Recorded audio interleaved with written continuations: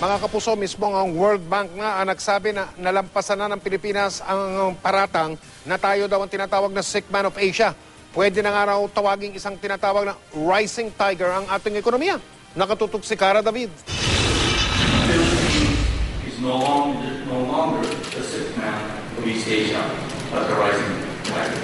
Mismong World Bank na ang nagsabi na sa 6.6% growth rate na naitala ng Pilipinas noong 2012, di malayong maging susunod na tiger economy ang ating bansa. Kaya naman ikinatuwa ito ng Pangulo. After all, my team and I have only, as I said, 3 years and 4 months left. And we want to make the most of this time to build on what we have achieved, improve where we are lacking, and fulfill our promises to our people towards attaining inclusive growth.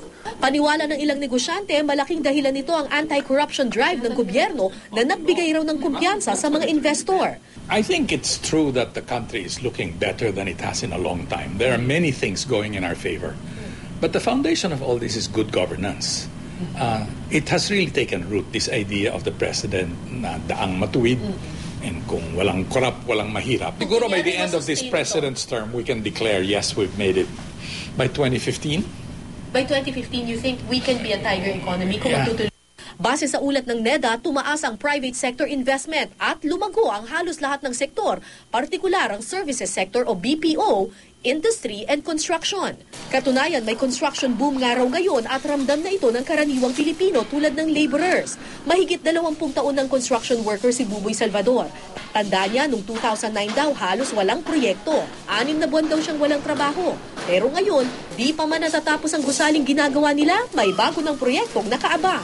Dati ma'am, pag nawalan ka, wala. Hahanap ka talaga. Minsan, miski naghahanap ka, wala ka talaga makita. Hindi ka tulad ngayon, kumbaga naghahanap sa'yo, amo na eh. Budget, kumbaga ma'am, kumakain ka ng baboy, medyo tuyo muna pag wala.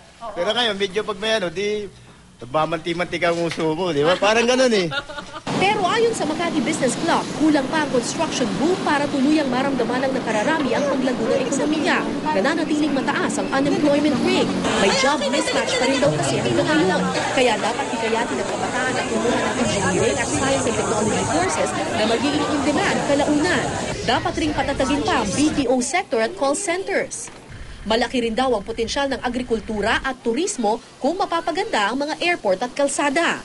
Tourism and agriculture are the two sectors that people think will really create a lot of jobs. But to push those sectors, ang kailangan naman dyan is more aggressive infrastructure spending. Improving our airports all over the country, our airports and our seaports. I think that's number one, infrastructure, because our beautiful spots are there, but they are not easily accessible. Sa huling suma, ang tunay na sukatan ng malagong ekonomiya ay kung nararamdaman ito ng lahat, mayaman man o mahirap. Cara David, Nakatutok, 24 Oras.